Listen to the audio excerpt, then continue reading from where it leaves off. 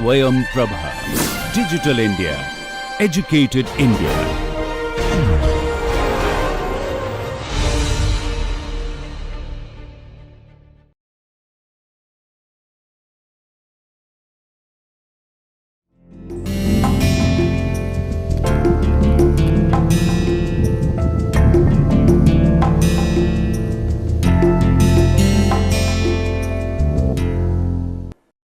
Welcome dear learners to the another session of International Business Management. I am Dr. Manisha Goswami, Assistant Professor at Institute of Business Management, GLA University, Mathura.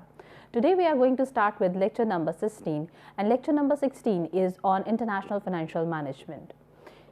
Let's look at what we did in our previous lecture first, and then we'll proceed with today's lecture. In the previous lecture, we talked about the nature of international financial management. We even come to know there are various functions of the finance and there are various types of the finance. Particularly, we get to know that finance can be classified under two headings, that is public finance, and second one is the private finance. When it comes to a public finance, we get to know that these are the finance which is ruled and controlled by the government bodies. And particularly what the government is doing in order to ensure the proper flow or flotation of the public finance for meeting out the requirement of the expenditure, they set certain revenue policy. There is a revenue system, there is an expenditure system, there is a budget, there is an analysis of deficits and even the surplus, and there is an analysis of the debt.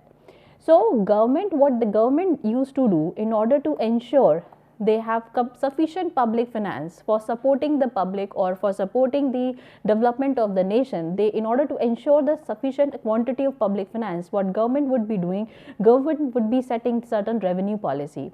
And revenue policies are coming under the fiscal policy, that is for the tax, setting the taxation policies, like there will be an income tax, there can be a sales tax, there can be a estate tax, there can be a property tax.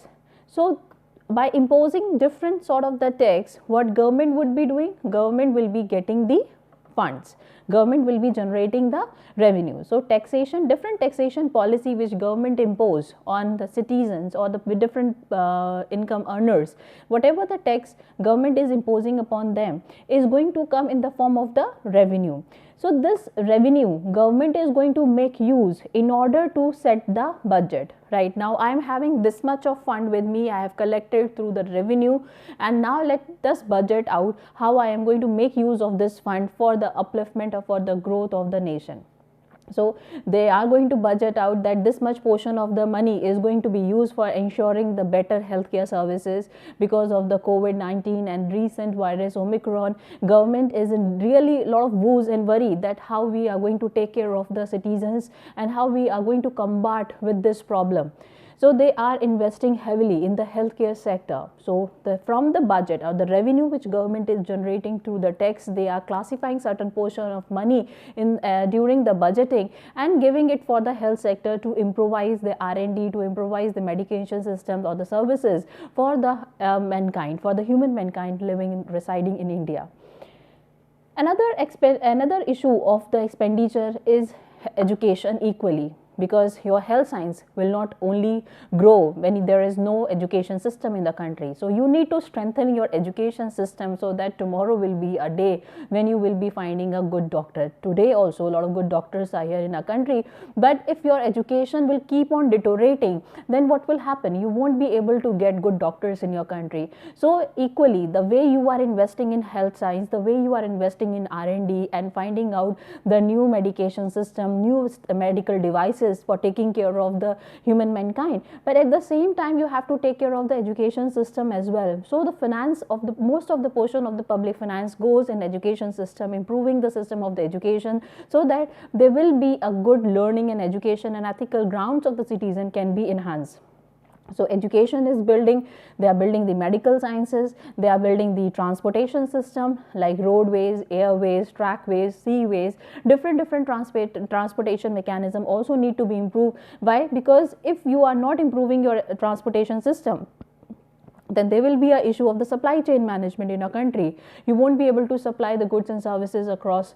So you need to have good supply chain. For having a supply chain, you need to have a good transportation system. So government is also equally investing good amount of money in improving the transportation system. At the same time, government is equally putting up their money in data and networking services through or improvising the IT sector or telecommunications system, so that lot many foreign investors feel like getting into India with the equipped networking system, so that they can handle the unit or the branch which they open here in India by being there in the headquarter.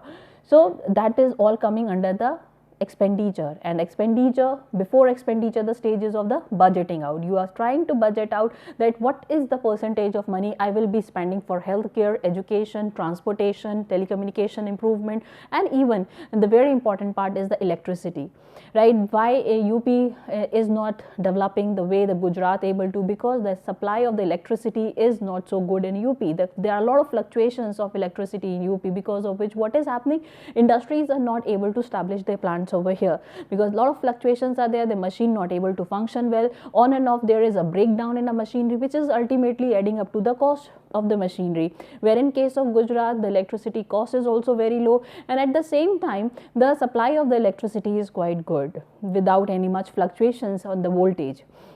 So government is taking different measures in order to improve the electricity, in order to improve the transportation system, in order to improve the education, healthcare system, and altogetherly it's not only supporting India but also the foreign investors. When you as a foreign investor coming up here in India, maybe you may have to come with your entire family. Then if the education system is not good here, how you will be able to survive? If medical services are not good here, how you will be able to survive? If there is no good transportation, again there will be an issue for managing the different work and facilities of your basic requirement of your life. So that is also one of the reasons why government started emphasizing more on improving the infrastructure, not only for the sake of the domestic people but also for attracting the foreign investors towards our country. So this is the very basic part, that is the nature of international financial management. Later we talked about the difference between the domestic and international financial management, and we try to find out that how in domestic financial system are different from international financial system. We get to know that in domestic financial system there is no need of understanding of forex derivatives, there is no need of understanding, right, that what kind of the exchange rate is going on, what are the currency rates of the foreign country, right, or there is a concern of the convertibility of the currency. You don't even need to know any of these things. Why? Because your business is confined within the country. You are not moving outside, your money is not floating outside. So as your money is not floating outside, you have to do the transaction maybe from UP to Gujarat or Gujarat to Himachal Pradesh. You are having transactions within the same currency, that is the Indian currency. But if your product is moving from Jaipur to maybe European country, then some foreign currencies are getting involved into it. So if some jewelry are moving from Jaipur to European country, then there are currency transactions taking place. The goods and services are getting exchanged. So in this case, you need to convert your home country currency into US dollar. Right, so this is what important forex derivatives, swap, future, forward, option, such kind of understanding are important when you are in international financial management. On the contrary side, in case of the domestic financial management, it is not required. As far as the environment of international finance is concerned, what we discussed, we had in the previous lecture, we had already discussed about the political risk management, currency derivatives, foreign exchange, currency convertibility. That has been already discussed. But in the last lecture, what we discussed, we talk about the international financial market, we talk about balance of payment, we talk about international monetary system. It's actually the international monetary system which is facilitating lot of international business transaction. If this system was not there would be no ease in doing the business with the foreign people. Balance of payment, and why we are into why we are into attracting the foreigners to our country, why we are into exporting the goods to the foreign market, because we want to maintain our balance in the balance of payment. We don't want a balance of payment to go down. There should be no imbalance in the balance of payment. So for that, we are focusing on maximum of the exports to go, and maximum foreign investors should come, so that whatever we need to import from outside, they are coming to India and doing the production here itself. Like BMW moved to India, right? Samsung is already into India. Apple also moved to India. Tesla also moved to India. So these things which we will be later on in the life we will be importing, so they are already here. So now we don't have to import from them. So such kind of the system is coming up, and the Foreign Regulation Management Act is also there, which is facilitating more of the ease in doing the transaction and business with different countries. In the balance of payment, we get to know that balance of trade, how essential it is for maintaining the equilibrium state. If there is a deficit, then this is helping us to correct it out in the case of the balance of payment. That means we get to know in the balance of trade, whatever the defect are there in the balance of trade can be meet out in the balance of payment, wherein if there are certain defects in the balance of payment, that cannot be meet out in the balance of trade. Balance of trade is having three different stages. One is a deficit, second is the surplus, third is the equilibrium. But in the balance of payment, only one stage is there, that is equilibrium, right? So, and most of the economists, what they used to say, that at balance of trade is only indicating or taking into concern the tangible goods, right? Goods and services, those are tangible in nature, are there in the balance of trade. Where in case of balance of payment, only it's not only about the goods, it's about both goods and services. So it is indicating more true picture about the country economic situation, where in case of BOT don't indicate true picture about the country. Right, and in today's lecture, we will be focusing on the scope of the international financial management, that investment decision, financing decision, and the liquidity decision will be discussed here in this current lecture. Now let's forward towards the today's lecture, and let's see what are the points we will be focusing on in today's lecture. We will be focusing on factors constraining MNC efforts to maximize the return. Second, we will focus on financial management functions, and we will also know that what are the various investment common biases. What actually goes in the mind of the investor before taking a financial investment decision. So those behavioral biases we will also be discussing in today's lecture. Now let's start with factors constraining MNC's efforts to maximize the return. So what are those factors which actually act as a hindrance or obstacle in front of the MNC before they want to explore or do more maximum business or maximize their profit? So what are those constraints which can take into consideration before entering into any foreign market? So one constraint could be environmental constraint that we had discussed also earlier. See, there are various factors which you have to take into account when you are moving into the foreign market. Like this is the political environment, economical environment, socio-culture, technological, ecological, ethical, legal. These are the different environmental factors which you have to take into account when you are heading into foreign country. Why? Because every country is having their own political system. Every political system within the country is also having different ideology and the philosophy. So if you are coming from foreign country, how you can expect the same political environment you will also get in the host country? It is not possible. So as it is not possible, what is required? It is required to have a fair assessment of the political environment, right? You need to know who is the current ruling party, what is the political philosophy, what is the system the people are following, right? That has to be known to you. How the people are framing the industrial policies, what are the legal regulatory acts, what are the rules and regulation, broad guidelines for the foreign investors have to be known to you well in advance. These two things are going to give you the broad picture about the various opportunities and the threats.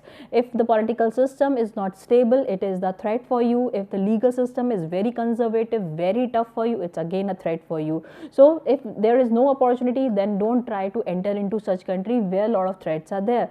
So next thing is the economical environment. If the economy of a country is stable, then it's also not a good choice to enter into. Economy of a country should always be in the progressive bar, right? It should grow. It should be moving upward. It should not be like this and it should not be like this. It should rather be progressing upward. The graph of the economy should always be progressively growing upward.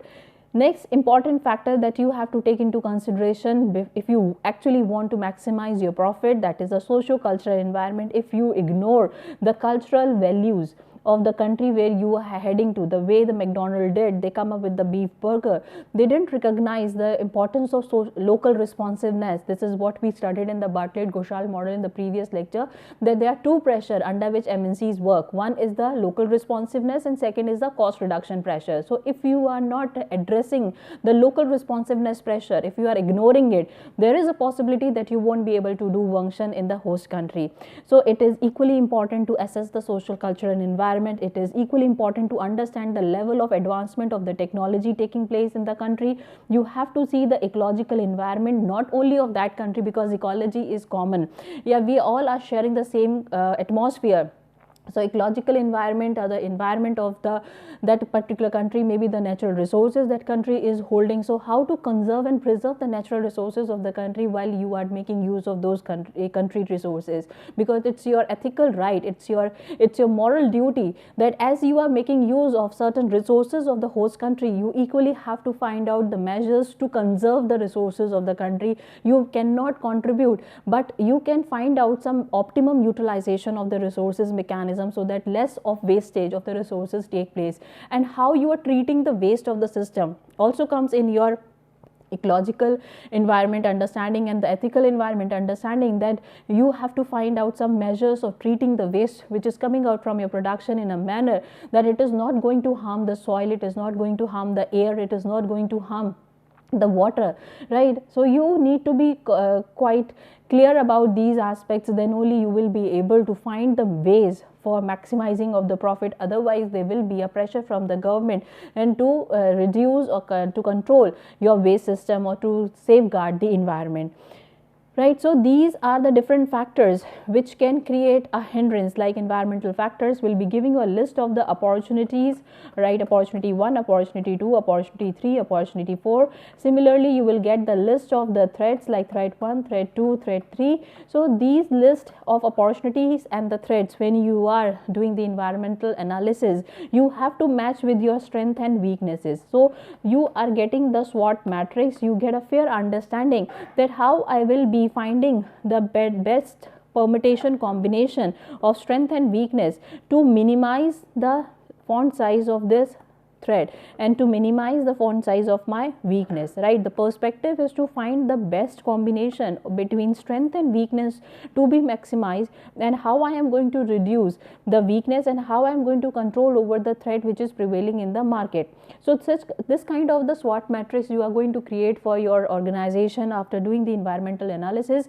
Environmental analysis is not just about the external macro environment, it is equally about the micro environment, and that to your internal environment, actually internal environment, where your resources, structure and culture are going to be identified, and those resource, structure, culture, strategy of your organization are going to give you the fair idea about the strength and weakness of the organization, right? So with this analysis and understanding, what you will be able to find out that why these factors are acting as a constraint, why these factors are acting as a problem to me. So if you haven't assessed it, if you haven't analyzed the environment, for sure these problems will be very bigger for your organization. These threats are going to be very difficult for you to handle.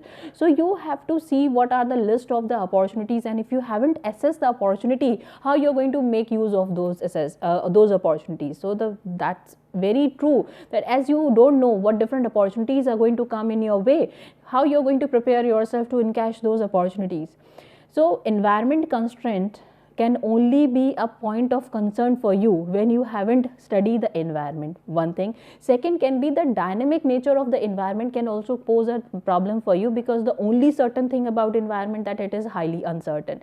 So but you should have certain flexibility in your system that you can adjust and cope with those changes all of a sudden taking place in the environment. So one thing which has to be taken care when you actually want to make best out of the foreign establishment or foreign branches or the unit, that try to assess the environment more closely, have more local people in your system to give suggestions to you, to do brainstormings for you. And second, always have some flexibility in your system so that you can have an idea that if in case there is some glitch or the problem in the execution, or when you will be putting up the strategies into reality, there may be some problem in it, then should have a certain space or the flexibility where you can incorporate quick changes and always be ready with the B plan. Next is the regulatory constraint that we had already discussed under the legal environment. Ethical constraint, which we had discussed under this macro environment. So altogetherly, these three factors which are covering the pestle analysis, and now which is another E has been added in the few years.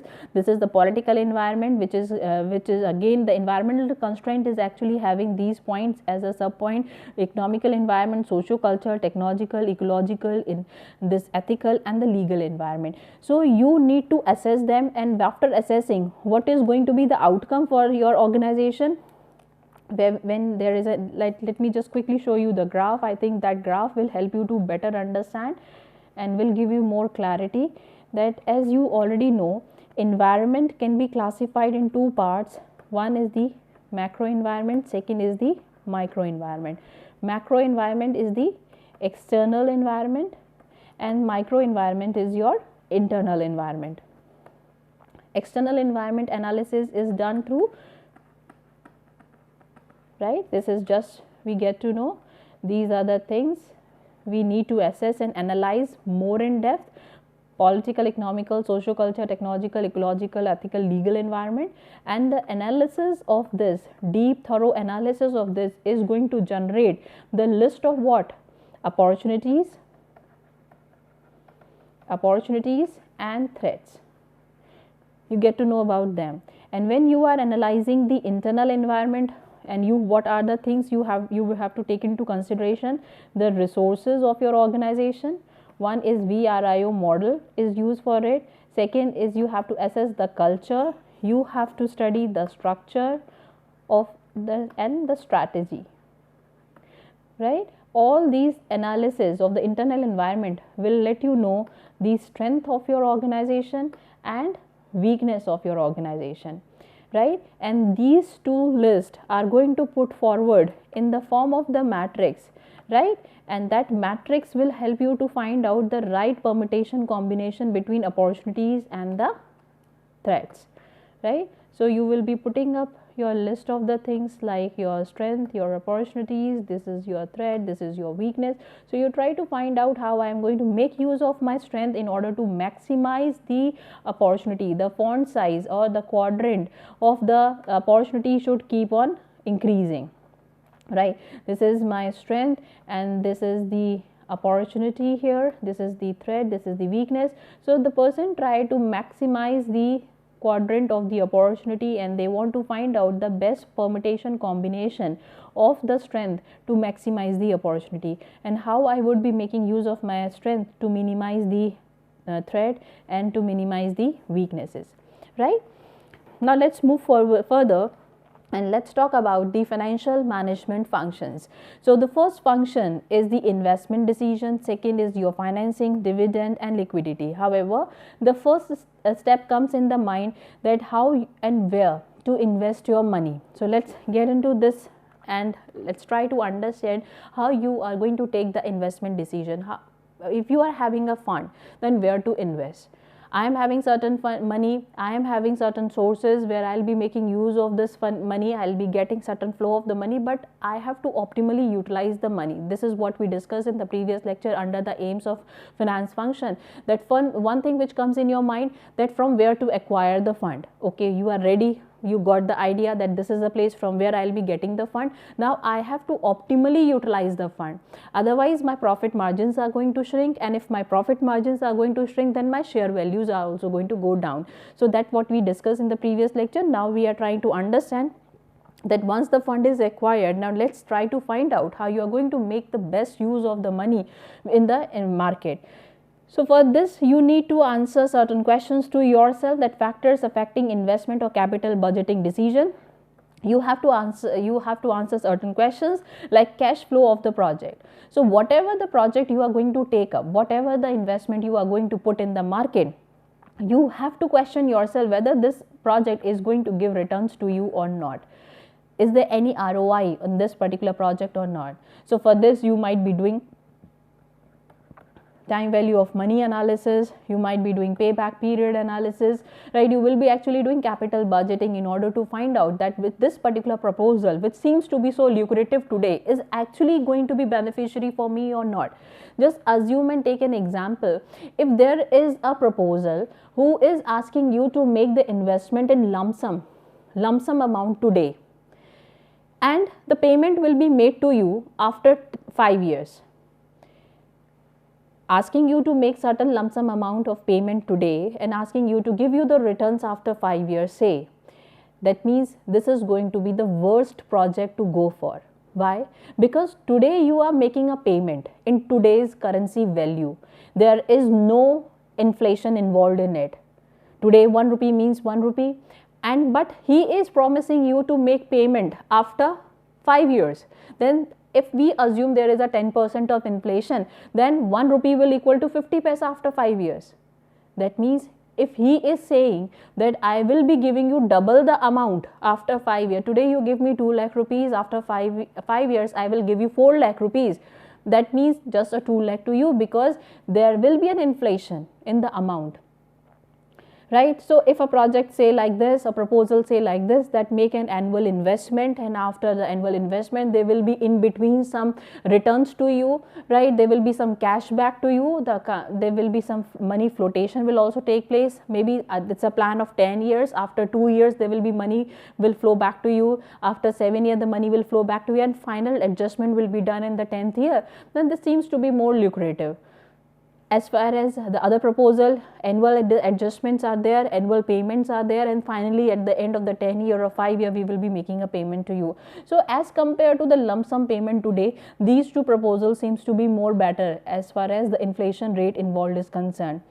That is why most of the people used to prefer to take car on loan, because the car is having a depreciating value, and today I am having, no matter I am having an amount, but I will go for the loan. Why? Because I am finding that it's better to take the car, because car is having a depreciating value. So if I will be investing my asset today in the car, it is absolutely a loss, so it's better to go for the loan.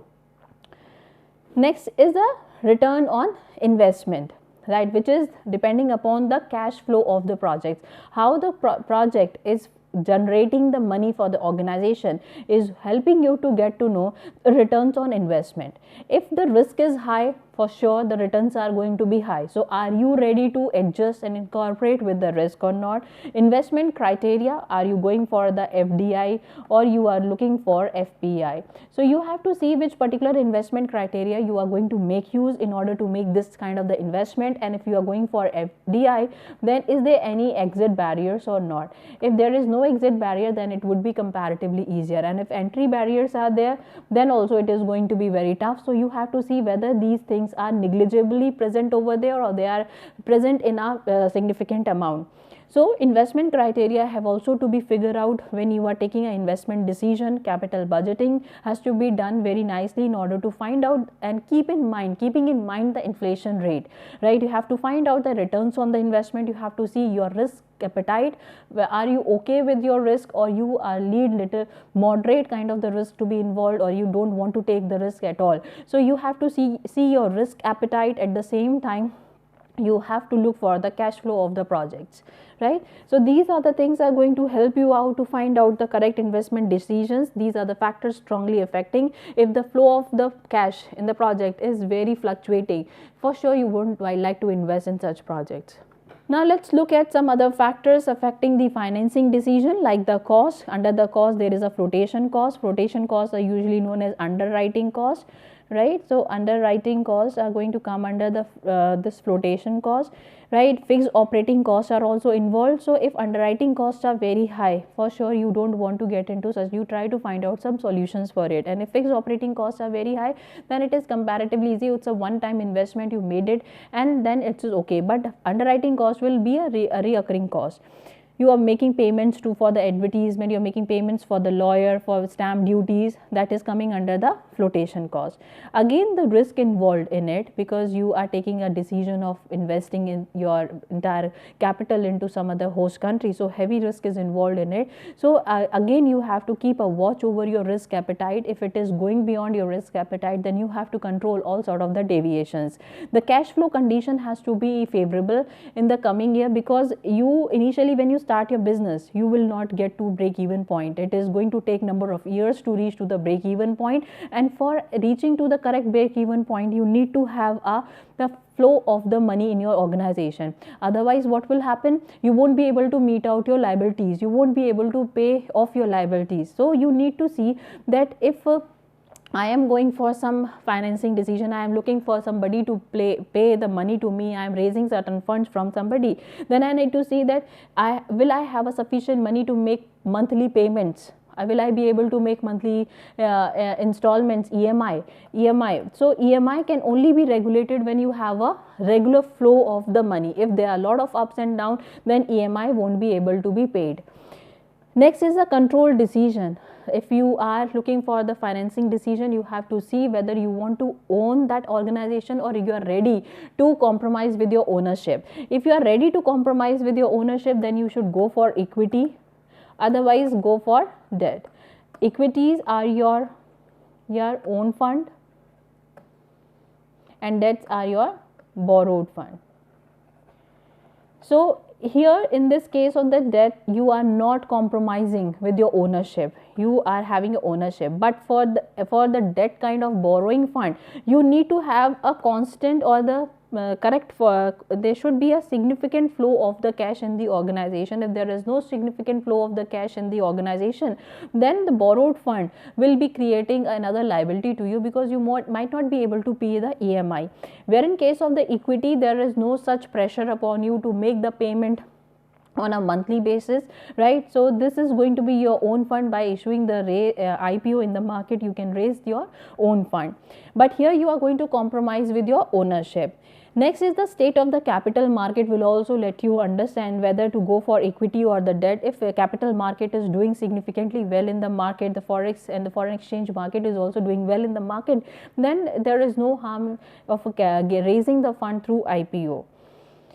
So these are the things which are going to help you to understand the financing decision. Now let's look into the other aspect, that is the factors affecting the dividend decision or the residual decision. So if your earnings are very good, then what you can decide for, if your earnings are significant, then you should give certain percentage of dividend on an annual basis to your shareholder. That goes without it. So if your stability of earning is there, then you can even fix the dividend. If there is a stability, then you can fix certain percentage of the dividend to be given to all the shareholder, depending upon the shares they are having in the investment they are having in the company. Cash flow position is, if the cash flow position is very fluctuating, then you need to see that whether to give percentage of the dividend to the shareholder or to hold on with your cash flow or the profits whatever you are generating should be hold on, because you are in the mode of expansion, you are in the mode of further growth. Then if you will be sharing the dividend with the stakeholders or the shareholders, then you have to borrow the money from outside, borrow the money from the investor. So you have to see your growth opportunities and the combination of the cash flow position. You have to find out the relationship between the growth opportunities you are planning for and the flow of the cash taking place in your organization. If you are looking for massive expansion, then it is always advisable to hold on with your cash, whatever you are generating. Otherwise, what you need to do, you have to borrow it from the outside, and if you are borrowing it from outside, you have to pay the liability. So most of the time it has been observed in the market that company are holding the dividend because they are in the mode of massive expansion, and in the next year they will be giving the dividends to the shareholder along with the interest of the previous year. So such kind of practices are prevailing, and shareholder do understand, and even they support the company to go for expansion, because they find that okay, it's it's good, they will be giving us interest also in the next year. Preference shareholders are always given preference at the time of the any sort of liquidation is happening. For sure, the preference shareholder to be taken care of at the first time if liquidation is happening, right? Otherwise also the preference share are the one who is going to get the first advantage, and they are the people who will be having a say in the system. Now, there are certain three types of the dividend. One is the constant dividend per share, another is the constant payout ratio, and the third one is the constant dividend per share and extra dividend. Let us try to understand the first one first, that is the constant dividend per share. That means you are fixing the dividend amount. That means you are fixing 10%. That is, this is a 10% of dividend is going to be given per share, right? This is what you have fixed it. Another is the constant payout ratio. That means for the profit, right? 10% of the dividend you are fixing here, that the 10% of the profit will be shared with the shareholders. That means here you are focusing more on profit. If profits are going to be high, more dividend will be given, right? More dividends will be given, and if there are losses, then less dividend will be given. So, a constant payout ratio is going to talk about that it depends largely upon the profit. If companies are earning more of profit, they will be giving more of the dividends to their shareholder. If the profits are less or they are into losses, they will be for sure sharing the less dividend. However, in the first case, there will be no effect of profit and loss. There is no effect of the market position of a company. There will be a constant fixed dividend will automatically come every year in your account. In the third stage, the constant dividend per share and extra dividend is talking about that you have two options, right? One is the constant and plus whatever the profits we are earning. So, constant amount of dividend will for sure be given, but if we earn profits also, that percentage of the profit sharing will also take place. This is a constant dividend per share and extra dividend. And next is the taxation policy, which is also going to affect the dividend policy. Here in the taxation policy, what used to happen, that government will be charging on paying dividend. So, if government is charging on paying dividend, then you as a company would be paying less dividend. If they are charging, if you are paying more, they are charging more. Then if this equation is there, then the company are going to pay less dividend.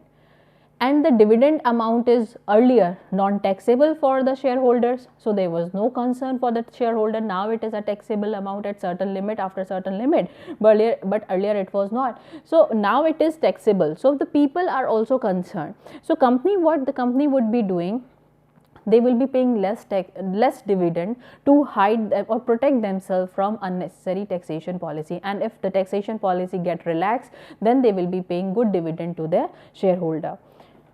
So, these are the different point of concern that we discussed today: investment decision, financing, dividend and liquidity decision. Liquidity decision talks about that if you are having a sufficient fund with you and you are in the mode of the growth, you are looking for the growth, you are looking for expansion, maybe beyond the country, then you should hold on with your cash.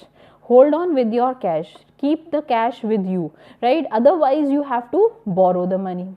So, if you don't want the situation of unnecessary increasing the liability, hold the cash within the organization. Don't let the cash go out in the form of the dividend, because you are in the mode of growth. So, you need to maintain certain liquidity of your organization. So, such kind of the decisions company used to take. Sometimes what they used to do, 40% we are holding, 60% we are sharing, or sometimes they say 60% we are holding or 40% we are sharing. So, such kind of the liquidity decision company used to take on the basis of the growth opportunities they are finding, expansion opportunities they are finding in the market, because it is their own money. This is the profit which the people have earned. So, they have a right, and equally they understand the shareholders also have a right on this profit. So, they want to share, but certain percentage they are going to hold on with themselves in order to avoid the situation of borrowing the money from the market. So, this is the liquidity decision. So far we have understood the financial management function, and in the previous lecture we tried to understand what are the factors that can constrain the MNC efforts to maximize the return. So, these things have to be emphasized and have to be taken care of. Now, we are heading towards the next important topic, that is 10 most common behavioral biases of the investor. Let's look into it. The first common behavioral bias is confirmation bias. Confirmation bias is that you are confirmed that this is going to be a very best proposal or the project, or this is going to be the best company share, I should invest heavily on it. Today they might not be doing, but you find that they are having huge potential to do it. You might not be reading the fundamentals, but just merely on the rumors spreading in the market, you are developing certain confirmation biases. So now let's look at which is not good for the investment purpose.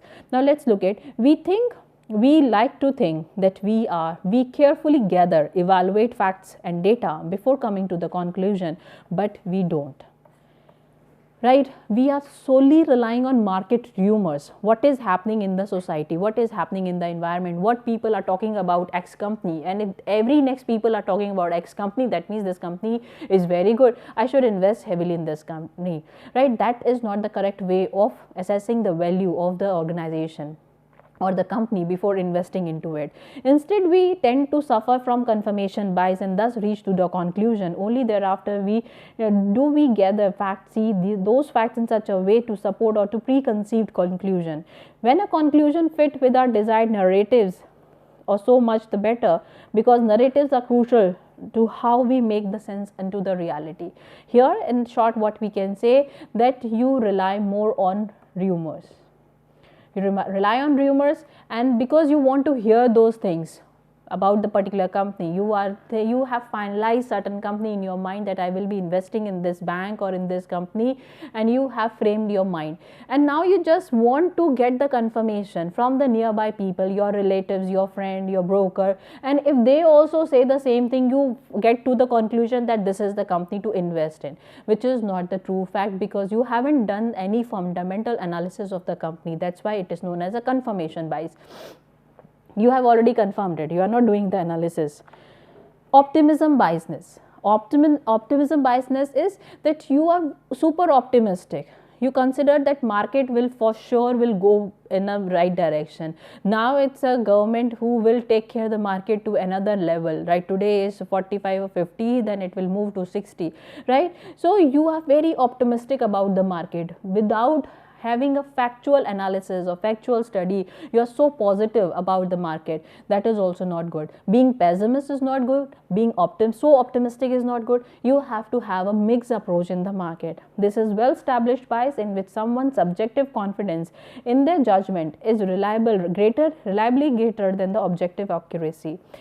Indeed, we live in an overconfident, what Lake Webgon word, that all women are strong, all men are good looking, and all children are above average. So such kind of the things the people are having the notation, they are keeping a framing in their mind, but this is not the case. Every next man is not good looking, every next woman is not very strong, every child is not above average, every next child is not behaving like an Einstein, right? So it is not so. If this is not true, then how come every next company share would be good? If it is the Tata and whatever the company of the Tata is coming is going to do good in the market, it is not so. It's a Reliance, every next company going to come of the Reliance is going to do good, it is not so. So you have to see the fundamentals of the company, then only take the correct action. Don't go on your optimistic biasness. Here it is very correctly mentioned that we are only correct about 80%, but when we are 99% sure, we might be correct 80%, but we are sure of 99%. This is what the optimism bias is. Next is the loss aversion. Loss aversion is feeling of loss is going to hurt you more than anything you have gained in the life.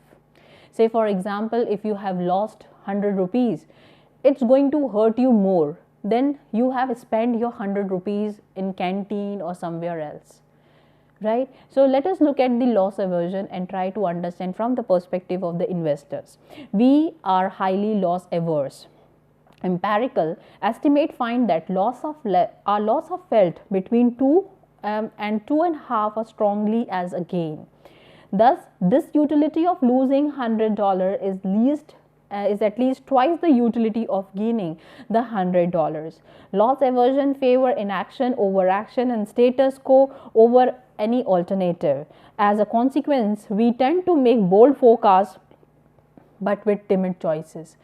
That means we are making bold choices, we are making bold forecasting, but we are very timid. Because we had a very bad time in the previous investment, we might have a significant losses in the previous time because of the COVID. Lot of money got stuck up in the market, maybe in the Yes Bank, right? So you have lot of harsh feeling about the market. You want to do something very good, you are predicting that market will go up, but you don't have sufficient fund, or you don't want to put your money again in the market because you've been badly hurt by the loss of the Yes Bank, right? So that is what the loss aversion is. Next is a self-serving biases. Whatever good is happening because of me. Whatever bad is happening because of the broker. It's happening because of news channel. They are showcasing the wrong news about the shares of the company. They are not upgrading us, right? This is happening all because of the government. Government is coming up with frequent changes in the policy. So this is what the self-serving biasness is. Here you believe that whatever good will happen is happening because of you, and whatever bad is happening in your investment decision or your portfolio is getting affected because of certain thing is all happening because of somebody else.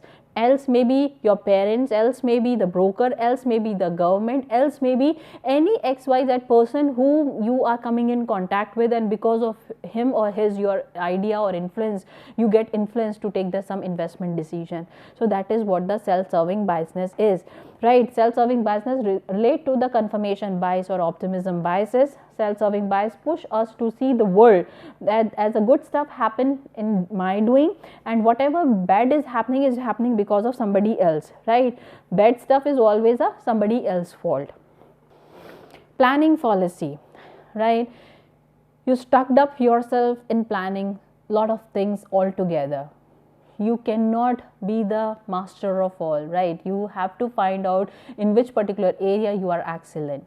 So if you try to cover each and every domain, each and every sector, and you try to know the fundamentals of each and every sector, you might not be able to. You should take somebody's help, right? So in this terrific book, Thinking Fast and Slow, Nobel laureate Dan Kahneman outlined what he calls the planning fallacy in its outcome of optimism bias and self-serving bias. Most of us overrate our own capacity and exaggerate our ability to shape the future. The planning fallacy is our tendency to underestimate the time, cost, risk of the future action, at the same time overestimate the benefits thereof.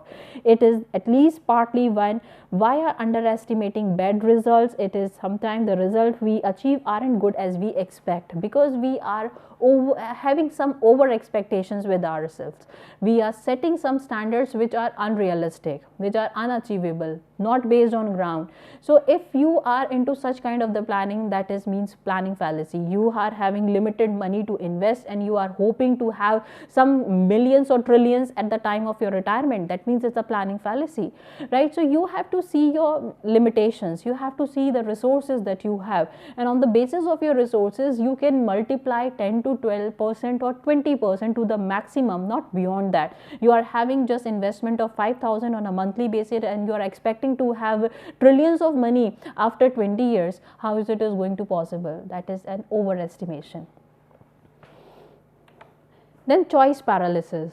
If multiple options are there in the market, it's also going to paralyze your brain, which particular share, which particular proposal, or which particular market to invest in.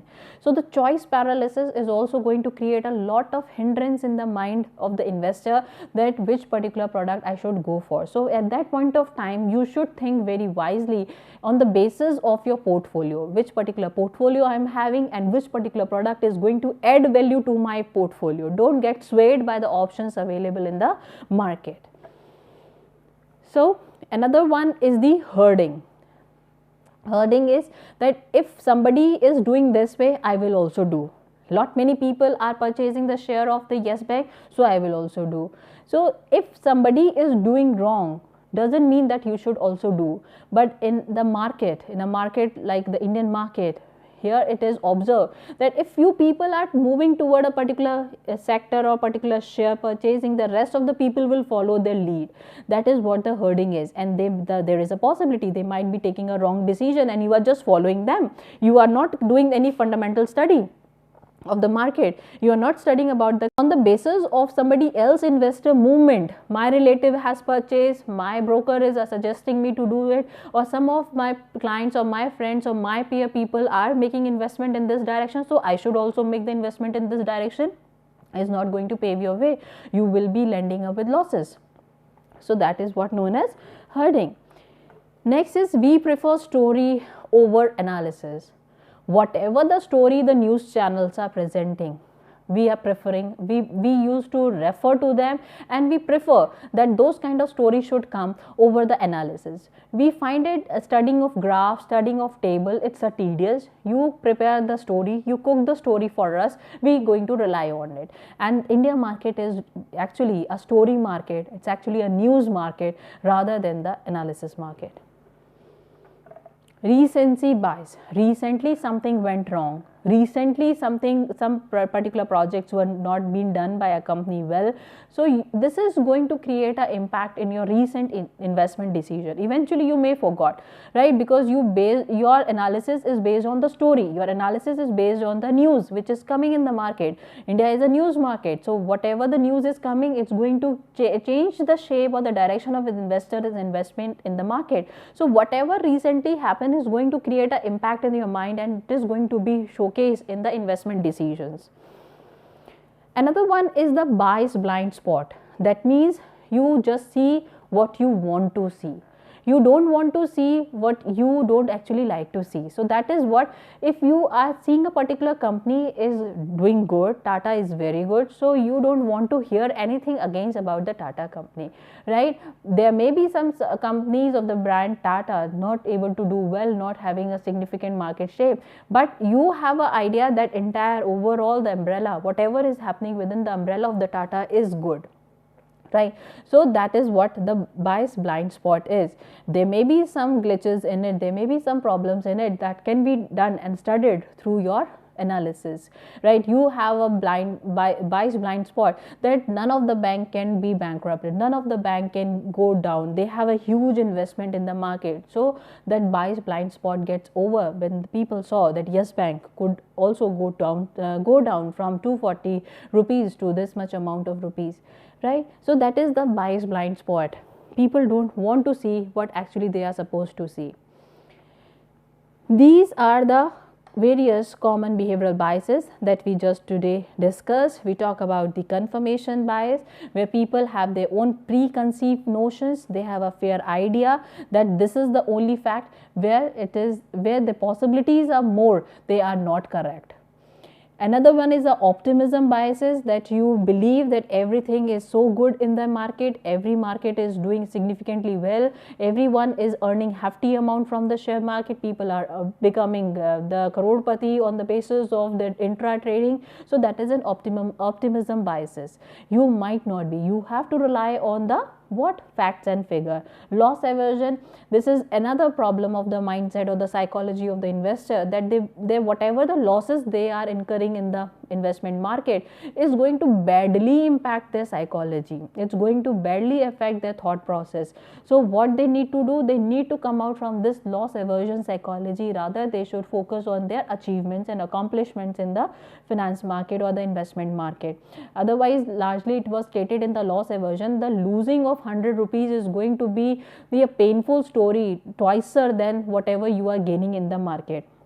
Self-serving biasness is there. That means you believe whatever good is happening in the market is happening because of your deeds, whatever bad is happening in the market is happening because of somebody else's deed, right? So that is another biasness that you need to come out from that. This is again a psychological issue. You have to question yourself that this cannot be possible, that whatever good is happening in the investment market, it's all happening because of your correct decisions, and whatever the other decisions are taking are not correct. Or if you lost in the finance market or investment market, it's happening because of the government. That is not true. That it's all, you have to question, you have to correct your thought process. Planning fallacy, that means sometimes we set some unrealistic targets for yourself for unrealistic grounds are there. You are not assessing your current valuation, and on that basis you should take the correct call for your future analysis or future preparation, right? Planning fallacy usually occur when you are overestimating yourself. Choice paralysis is happening when you are making lot of choices, when there are a lot of choices in the market and you fail to make correct choice in the market. That leads to the choice paralysis. Another is the herding, that what others are doing, you will also start doing the same thing, is going to create a problem and havoc in the market, because other might be doing wrong, and if you also start following their lead, you will also do or commit wrong. And they might be having some other plans, they might be having some other perspective, they might be doing that business for the long term horizon, and you started doing that business which they are doing from the long term perspective, then this is going to create a contradiction and you may lose. We prefer story over analysis. Another very important fact that India is a news market.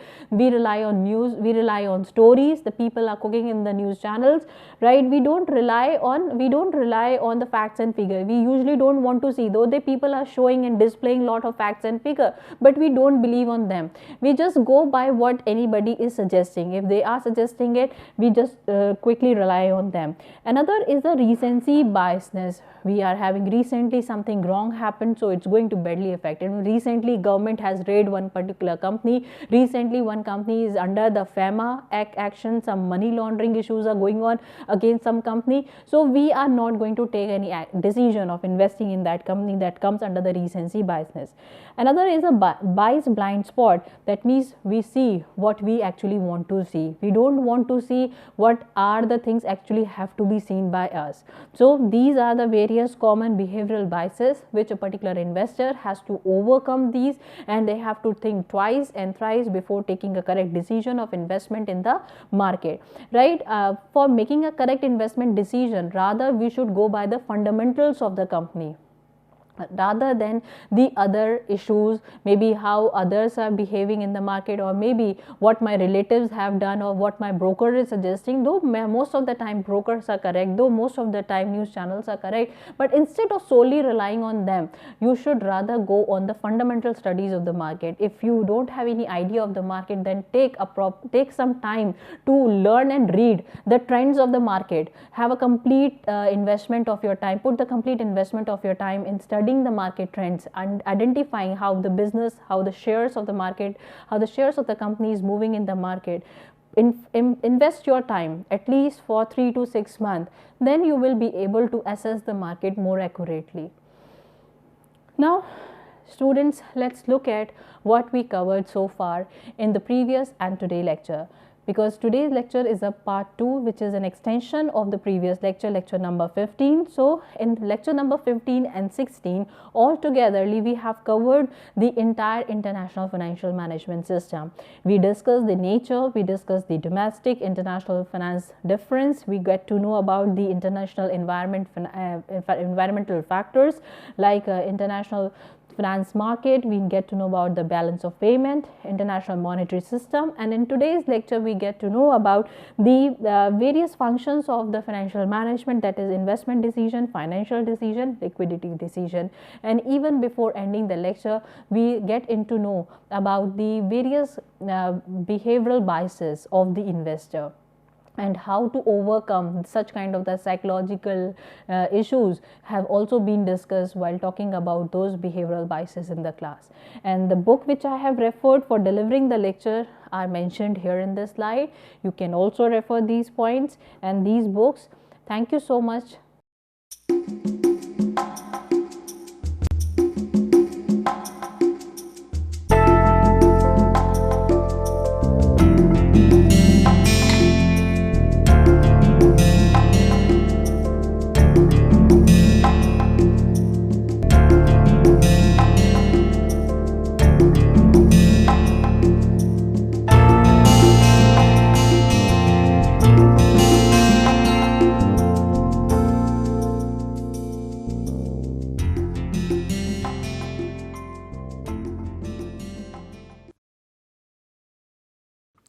Hello and welcome to this piece of literary snippet.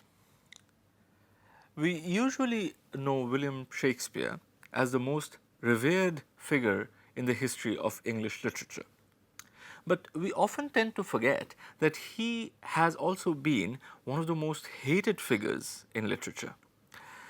And here I'm not talking only about those boys and girls who have to memorize long sections from Macbeth or King Lear or Julius Caesar before they can go and sit for their school or college exams. But I'm also talking about people who are themselves quite famous authors. Tolstoy, for instance, considered the writings of Shakespeare to be, and I quote, crude, immoral, vulgar, and senseless. George Bernard Shaw absolutely loathed Shakespeare, as he did Homer.